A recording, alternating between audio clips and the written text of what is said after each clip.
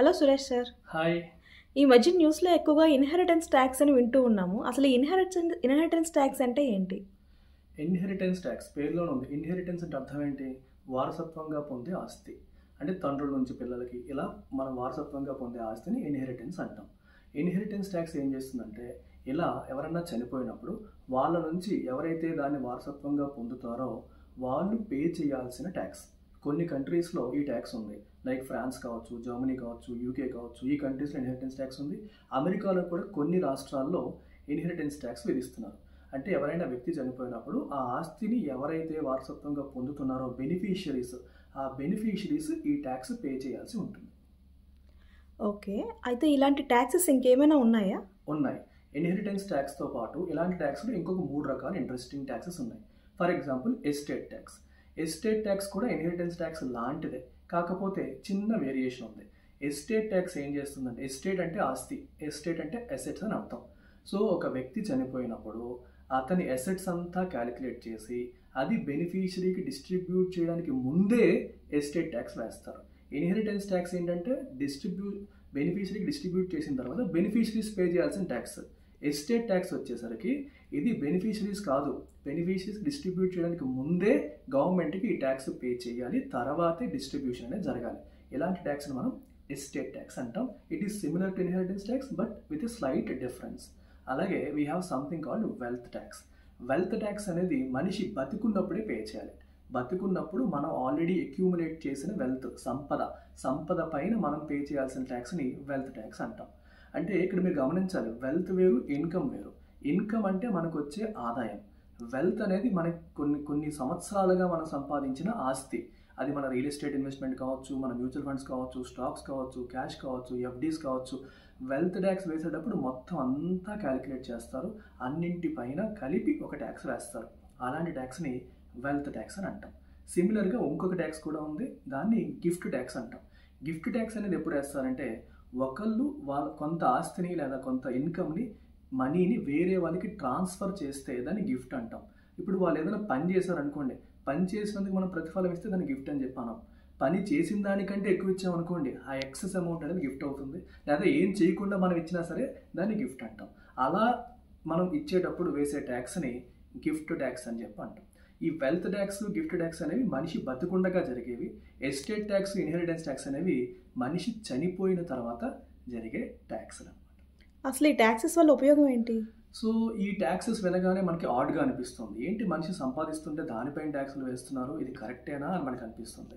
ఈ ట్యాక్స్ వల్ల ఉపయోగం ఏంటి అంటే, ప్రధానంగా ఇన్కమ్ రీడిస్ట్రిబ్యూషన్ లేదా ఇనీక్వాలిటీస్ని రెడ్యూస్ చేయడం. సో దేశంలో ఆర్థిక అసమానతలను తగ్గించడానికి ఈ ట్యాక్స్లు ఉపయోగపడతాయి. ఫర్ ఎగ్జాంపుల్ మీరు ఇన్హెరిటెన్స్ ట్యాక్స్ కానీ ఎస్టేట్ ట్యాక్స్ కానీ తీసుకుంటే, ఆస్తి అనేది, వెల్త్ అనేది కొన్ని ఫ్యామిలీస్ చేతిలోనే కాన్సన్ట్రేట్ అవ్వకుండా అది ప్రజలకు ఉపయోగపడేలాగా ఈ రకమైన ట్యాక్స్లు ఉపయోగపడతాయి. ఫర్ ఎగ్జాంపుల్ మీరు ఒక ఆయన కోట్లు, వందల వేల కోట్లు సంపాదించేశాడు. ఇన్హెరిటెన్స్ ట్యాక్స్ చేసినప్పుడు ఏమవుతుంది?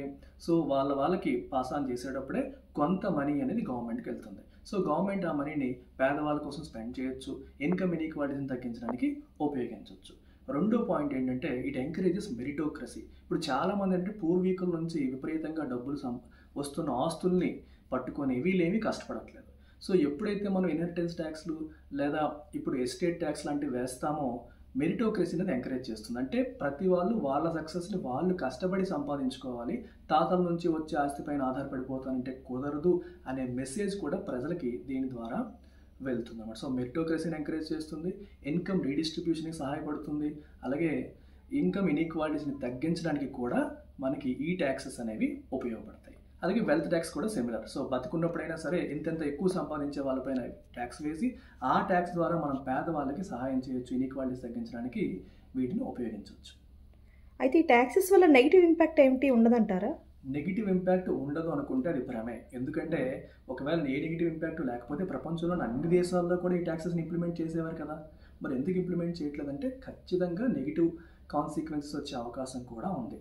ఫర్ ఎగ్జాంపుల్, ఇప్పుడు ఎప్పుడైతే మనం ఇన్హెరిటెన్స్ ట్యాక్స్, ఎస్టేట్ ట్యాక్స్ లాంటివి వేస్తామో సో ప్రజలకి ఇన్వెస్ట్మెంట్ చేయాలన్న ఆలోచన తగ్గిపోవచ్చు, సేవింగ్స్ చేయాలన్న ఆలోచన తగ్గిపోవచ్చు, ఆంట్రప్రెన్యూరియల్ స్పిరిట్ కూడా దెబ్బతినే అవకాశం ఉంది. మనం ఎంత కష్టపడి కొత్త కొత్త ఐడియాస్తో ఎఫర్ట్ పెట్టి కోట్లు సంపాదించేది రేపు పొద్దున మన ఫ్యామిలీకి ఉపయోగపడాలన్న ఆలోచనతో చాలామంది చేస్తూ ఉంటారు. సో ప్రభుత్వం దాంట్లో చాలా పోర్షన్ తీసేసుకుంటుంది అనేసరికి ఆ స్పిరిట్, ఆ స్ఫూర్తి అనేది దెబ్బతినే అవకాశం అనేది ప్రధానంగా ఉంది. రెండవది, ఈ ట్యాక్సెస్ వేయడం ఈజీయే కానీ ఇంప్లిమెంట్ చేయడం చాలా కష్టం. ఇంప్లిమెంట్ చేయడం ఎందుకు కష్టం అంటే, ఇప్పుడు మీరు వెల్త్ ట్యాక్స్ వేయాలనుకోండి, ఒక వ్యక్తి ఎగ్జాక్ట్ ఆస్తి ఎంత, ఇన్కమ్ ఎంత అనేది మనం చెప్పొచ్చు 1 ఇయర్లో ఎంత వచ్చిందని, కానీ మొత్తం ఆస్తి ఎంత అనేది కూడా కంప్లీట్గా క్యాల్కులేషన్ చేయాలి, ఎస్టిమేషన్ వేయాలి. అలాగే ఇన్హెరిటెన్స్ ట్యాక్స్ కావచ్చు, ఎస్టేట్ ట్యాక్స్ కావచ్చు, ఏ విషయమైనా సరే. సో ప్రభుత్వానికి కంప్లయన్స్ కాస్ట్ అంటే దీన్ని ఎన్ష్యూర్ చేయడం కోసం డిపార్ట్మెంట్స్ పెట్టడం, డిపార్ట్మెంట్స్ వీటిని యాక్చువల్గా ఇంప్లిమెంట్ చేయడం కోసం పడే కష్టాలు కూడా చాలా ఎక్కువ ఉంటాయి.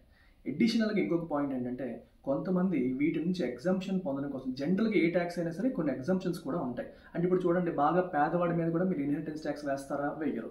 సో ఒక లిమిట్ పెడతారు. 10 కోట్లకు పైగా మీరు ఇన్హెరిట్ చేసుకుంటే, లేదా 20 కోట్లకు పైగా చేస్తే, లేదా 3 కోట్లకు పైగా చేస్తే లిమిట్స్ పెడుతుంది ప్రభుత్వం. సో అప్పుడు వీళ్ళు ఏం చేస్తారు, ఆ లిమిట్స్ని వాడేసుకొని వాళ్ళ ఆస్తిని ఫ్రాగ్మెంట్ చేసేసి ఆ లిమిట్ కంటే తక్కువే నలుగురికి ట్రాన్స్ఫర్ అయ్యేలాగా ప్లాన్స్ వేసుకుంటారు. దానివల్ల ఈ ట్యాక్స్ ఉన్నప్పటికీ కలెక్షన్ అనేది కష్టం అవుతుంది. ఇంకో ఆస్పెక్ట్ ఏంటంటే, ఈ ట్యాక్స్ పేయర్స్ ఎవరైతే ఉంటారో వీళ్ళంతా కూడా ఇండియాలో ఉండి ఇంతెంత ట్యాక్స్లు కట్టే బదులు మన ఆస్తుల్ని విదేశాలకు షిఫ్ట్ చేసేసుకుంటే బెటర్ కదా అనే ఆలోచన రావచ్చు. ఇంటర్నేషనల్ డెస్టినేషన్స్కి షిఫ్ట్ అయిపోయే ఆలోచనలు కూడా రావచ్చు. దానివల్ల దేశానికి మంచి కంటే చెడు ఎక్కువ జరుగుతుంది. మన ఇండియాలో ఇప్పుడు ఈ ట్యాక్సెస్ ఉన్నాయా? ఇండియాలో ఈ ట్యాక్సెస్ ఉన్నాయా అనేది చాలా ఇంట్రెస్టింగ్ క్వశ్చన్. దీనికోసం మనం హిస్టరీలోకి వెళ్ళాలి. ఇప్పుడు 1950స్లోకి వెళ్తే 1953లో ఇండియాలో ఎస్టేట్ డ్యూటీ ట్యాక్స్ అని తీసుకొచ్చారు. సో ఇందాక మనం మాట్లాడుకున్న ఇన్హెరిటెన్స్ ట్యాక్స్ లాంటిది అనమాట ఇది. సో ఎస్టేట్ డ్యూటీ ట్యాక్స్ ఎలా పనిచేస్తుందంటే, ఒక వ్యక్తి చనిపోయినప్పుడు దాన్ని ఎవరైతే వారసత్వంగా పొందుతారో వాళ్ళు పే చేయాల్సిన ట్యాక్స్. పేరుకి ఎస్టేట్ డ్యూటీ ట్యాక్స్ అయినప్పటికీ ఎస్టేట్ ట్యాక్స్ కాదు, ఇది ఇన్హెరిటెన్స్ ట్యాక్స్ ఇది. అయితే ఈ ట్యాక్స్కి ఎగ్జంప్షన్ లిమిట్ అనేది ఉంది. ఒక సర్టెన్ లిమిట్ దాటిన తర్వాతే ఈ ట్యాక్స్ అనేది వర్తిస్తుంది. సో ఈ ట్యాక్స్ కలెక్షన్లో చాలా ఇష్యూస్ వచ్చి, కలెక్ట్ చేయడం కోసం ప్రభుత్వానికి అడ్మినిస్ట్రేటివ్ ఎక్స్పెన్సెస్ ఎక్కువైపోతున్నాయి, దాని ద్వారా కలెక్ట్ చేసిన అమౌంట్ తక్కువైపోయే సిచ్యువేషన్ వచ్చి 1985లో ఈ ఎస్టేట్ డ్యూటీ ఈ ట్యాక్స్ని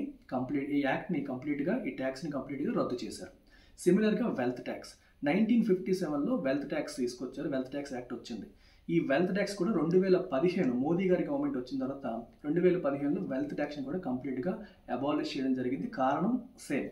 సో మనం ట్యాక్స్ పెట్టినప్పటికీ అడ్మినిస్ట్రేటివ్ ఎక్స్పెన్సెస్ రికవర్ చేస్తున్న అమౌంట్ కంటే కూడా మెయింటైన్ చేయడం కోసం అవుతున్న ఖర్చులు అనేవి ఎక్కువైపోతున్నాయి.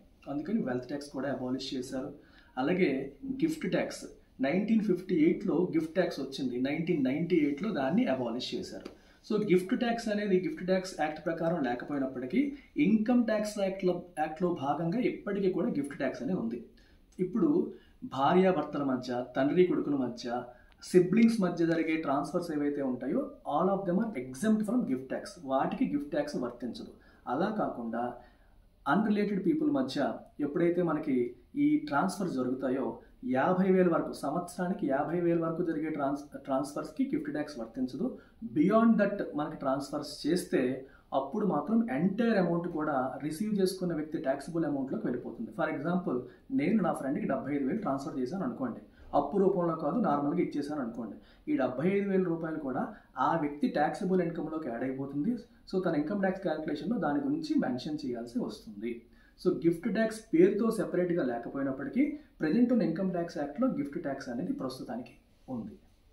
Okay sir, thank you very much, చాలా బాగా చెప్పారు. Okay, thank you.